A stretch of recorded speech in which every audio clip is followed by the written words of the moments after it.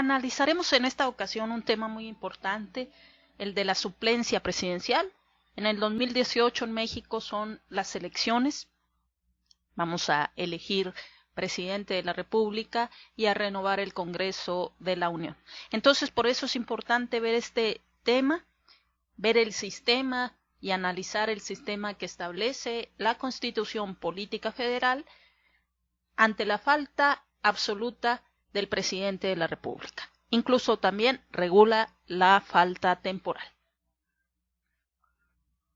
Primero analizaremos los artículos 80 al 82 constitucionales, que nos refiere acerca del Ejecutivo. El primer artículo, que se deposita el ejercicio del Supremo Poder Ejecutivo de la Unión en un solo individuo que se denominará presidente de los Estados Unidos mexicanos, recordando que es este el nombre oficial de México, que de unos años para acá se ha impulsado la propuesta de cambiar el nombre oficial a México, dado que el actual es una copia de nuestro vecino del norte. Entonces se ha hecho esa propuesta, la cual no ha prosperado, y todavía, mientras no sea modificada la Constitución en ese sentido, pues seguirá siendo nuestro nombre oficial. El artículo 81 nos refiere que la elección del presidente va a ser directa y en los términos que disponga la ley electoral. El artículo 82 nos establece cuáles son los requisitos para ser presidente. El primero de ellos es ser ciudadano mexicano por nacimiento, en pleno goce de sus derechos, hijo de padre o madre mexicanos y haber residido en el país al menos durante 20 años.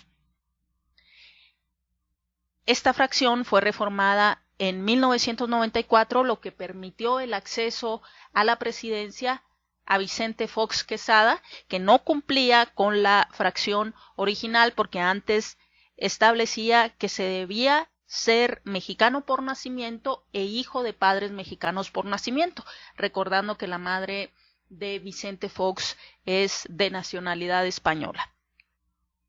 Entonces, con esto, ya al establecer que se debe de ser hijo de padre o madre mexicanos, pues le abrió la puerta a la presidencia esta reforma a Vicente Fox. Siguiente requisito es tener 35 años cumplidos al tiempo de la elección. Esto es lo importante, al tiempo de la elección. Haber residido en el país durante todo el año anterior al día de la elección. La ausencia del país hasta por 30 días no interrumpe la residencia. También un requisito importante, porque si se tratase de personas que están en el extranjero, por ejemplo, en algún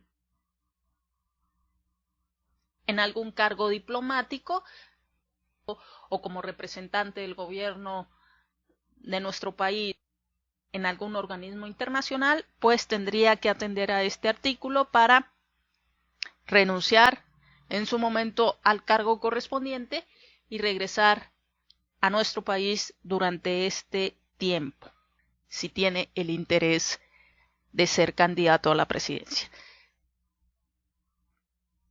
No se debe pertenecer al estado eclesiástico, derivado de esa separación Iglesia-Estado que establece el artículo 130, de que somos un estado laico.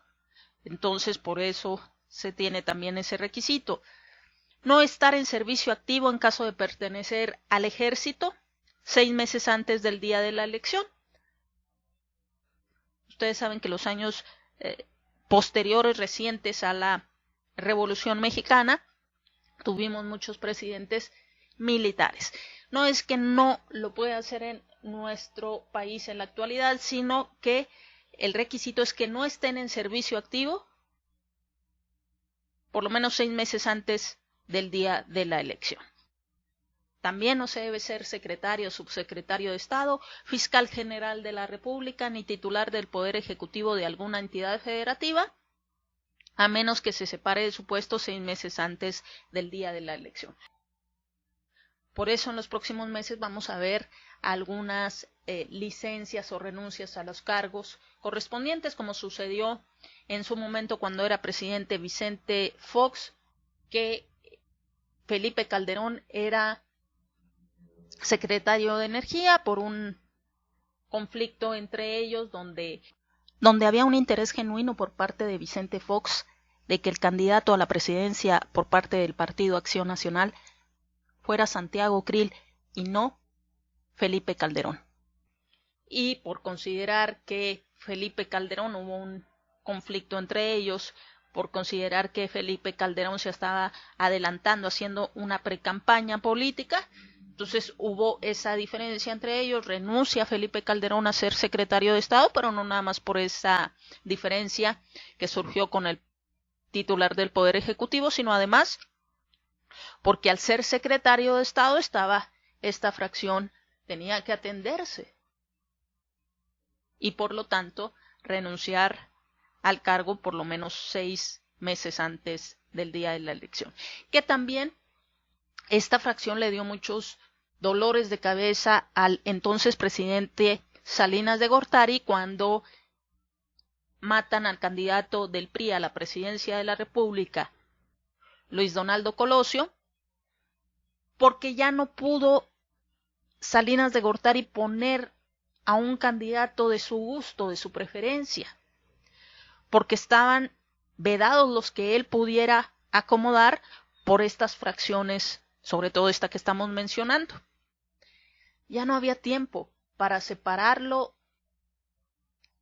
de su cargo 6 meses antes del día de la elección y por lo tanto se tuvo que decidir por Ernesto Zedillo, quien durante el sexenio de Salinas de Gortari fue nombrado secretario de Educación, pero renuncia en 1993 para dirigir la campaña electoral de Colosio. Entonces, al no tener un mejor prospecto, puesto que esta fracción se lo impedía al entonces presidente Salinas de Gortari, y porque acuérdense que en ese entonces todavía se manejaban por el dedazo presidencial, que era candidato quien designaba el presidente de la República, entonces es que se tuvo que decidir por Zedillo.